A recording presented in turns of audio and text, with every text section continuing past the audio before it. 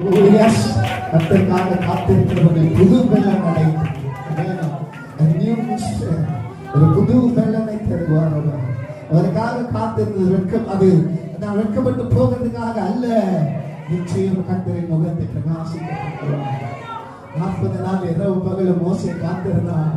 ஆண்டவர் வருவாரா, பேசுவாரா, ஆண்டவர் என்ன திட்டம் வைத்திருக்கிறார், அடுத்தது என்ன செய்ய வேண்டும், அடுத்தது எங்க போக வேண்டும், அடுத்து எந்த இடத்துல நடக்க வேண்டும், எந்த பாதையில நான் போக வேண்டும், எந்த தடைகளை நான் எதிர்கொள்ள வேண்டும், எப்படிப்பட்ட அற்புதங்கள் என்னுடைய வாழ்க்கையில் நடக்க போகிறது என்று 40 நாட்கள் இரவும் பகலும் அந்த மலையின் மேலே கர்த்தர் வருவாரா, பேசுவாரா என்று காத்திருந்தார்.